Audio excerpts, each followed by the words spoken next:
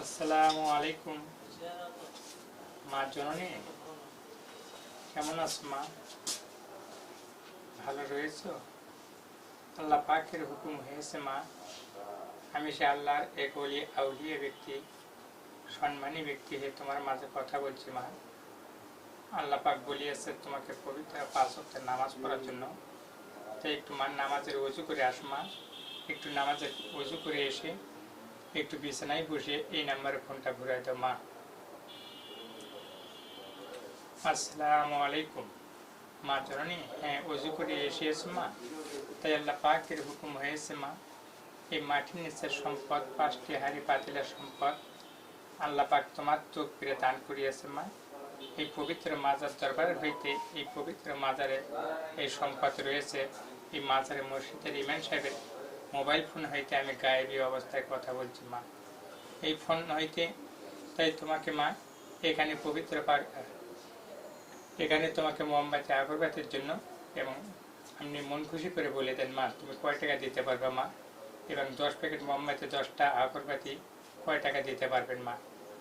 500 টাকা কিংবা 1000 টাকা তুমি মন খুশি করে এই নাম্বারে সকাল 10টার আগে পাঠিয়ে দেবে মা। হ্যাঁ মা, ঠিক আছে। দিয়ে আমি আগামীকাল গভীর রাত্রে মা আমি কথা বলবো। তাই আল্লাহ পাকের হুকুম হয়েছে মা জননী, তোমাকে পবিত্র আল্লাহর পবিত্র সম্পদ তোমার ঘরে যাবে, ভেসে উঠবে মা। তাই আল্লাহ পাকের হুকুম হয়েছে মা, তোমাকে একটি কাজ করতে হবে মা। এই যে এখানে যে মাজার দরবারে যে ফকির মিসকিম আছে মা, এই ফকির মিসকিমের মাঝে একটু দান খরচ করবি, একটু তাড়াতাড়ি একটু হক আদায় করবি মা। তাহাকে পবিত্র একটু মন খুশি করে যা পারিস তোমার সমর্থের মধ্যে একটু এই নাম্বারে ওর যে গরিব মিসকিমের হক আদায় করার জন্য যে অর্থ হবে, তাই 2000 কিংবা 3000 যা পারিস মা। তুমি কত পারবে বলো? যদি 2000 পারো মা, সে তুমি সকালবেলা উঠে এই নাম্বারে পাঠিয়ে দেবে 10টার আগে মা। তাহলে এখানে এই টাকা দিয়ে এই এতিম বাচ্চাকে এখানে খাওয়ানো হবে, গরিব গুণী মানুষকে খাওয়ানোর পরে মা পরের দিনে এই আল্লাহর পবিত্র সম্পদ সে ভেসে উঠবে তোর বাসা বাড়িতে, তোর এই স্থানের মধ্যে হইতে আল্লাহ পাকের হুকুম হয়েছে সে পবিত্র।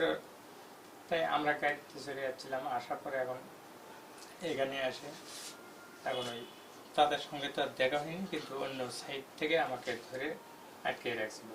আটকে রাখার পরে এখন সে মূর্তিটা নেগানোর পরে যদি পছন্দ হয় সে ভাষায় বলো।